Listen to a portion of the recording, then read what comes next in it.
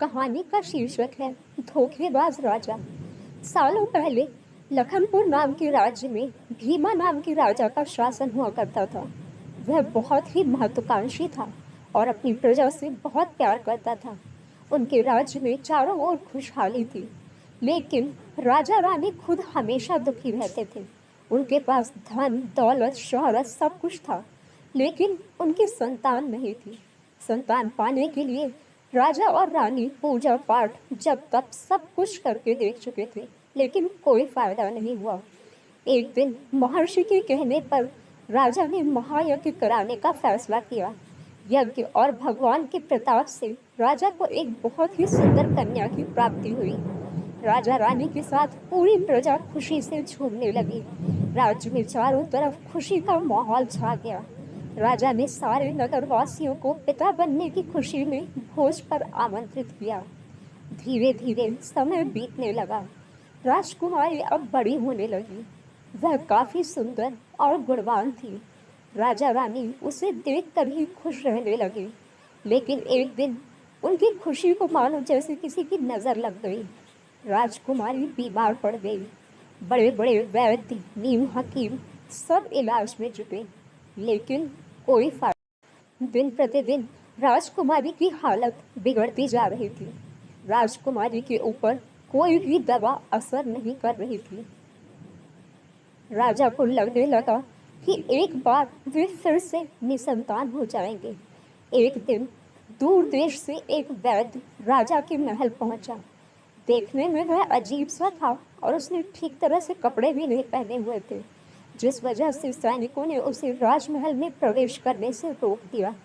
वैद्य ने राजा से एक बार मिलने की बहुत गुजारिश करते हुए कहा कि मैं राजकुमारी को ठीक कर सकता हूँ, लेकिन किसी ने उसकी बात पर यकीन नहीं किया। सैनिक उस वैद्य को राजा के पास लेकर गए। वैद्य ने सबसे पहले राजा को अपना परिचय दिया और कहा कि मैं आपकी बेटी को ठीक कर सकता हूँ। राजा उसकी बात सुनकर बहुत प्रसन्न हुआ, लेकिन उसका रहन सहन देखकर राजा ने भी उस पर यकीन नहीं किया। उधर राजकुमारी की तबीयत दिन प्रतिदिन खराब होती जा रही थी, इसलिए राजा किसी भी वैद्य पर यकीन नहीं कर पा रहे थे।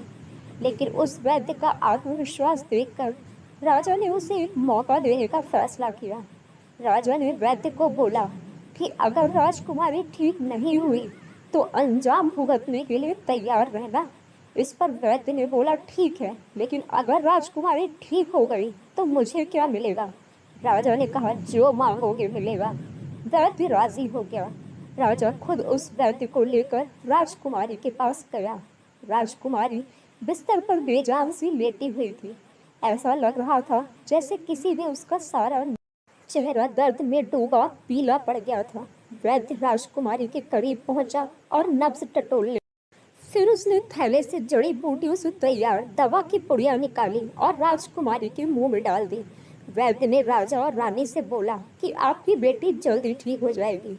वैद्य की बात सुनकर राजा रानी के मन में बेटी के ठीक होने की एक उम्मीद की किरण जाग उठी। ऐसे ही इलाज करते हुए 2 महीने बीत गए। धीरे धीरे राजकुमारी की हालत में सुधार होने लगा। उसके चेहरे की चमक लौटने लगी। राजा रानी के चेहरे में भी खुशी झलकने लगी। एक दिन वैद्य ने राजा से कहा, महाराज, राजकुमारी अब ठीक हो गई है।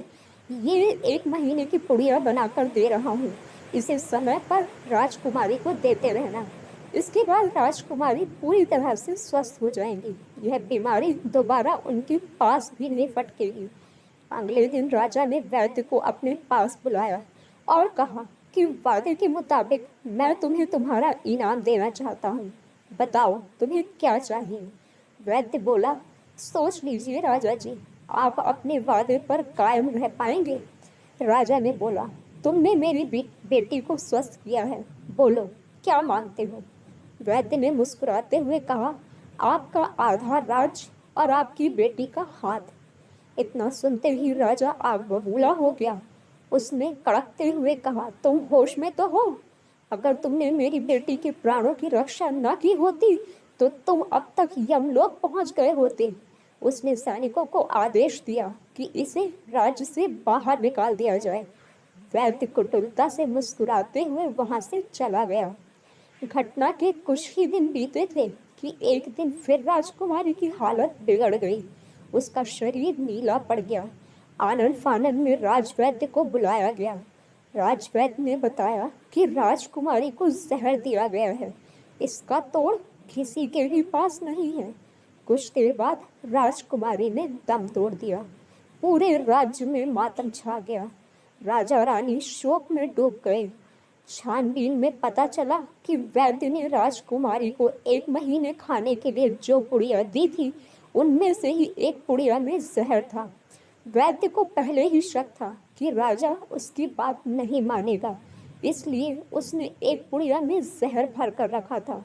उसने सोचा कि अगर राजा शादी के लिए मान जाता है तो वह जहर वाली पुड़िया हटा देगा, लेकिन अगर नहीं माना तो इसकी सजा राजकुमारी को ही भुगतनी होगी।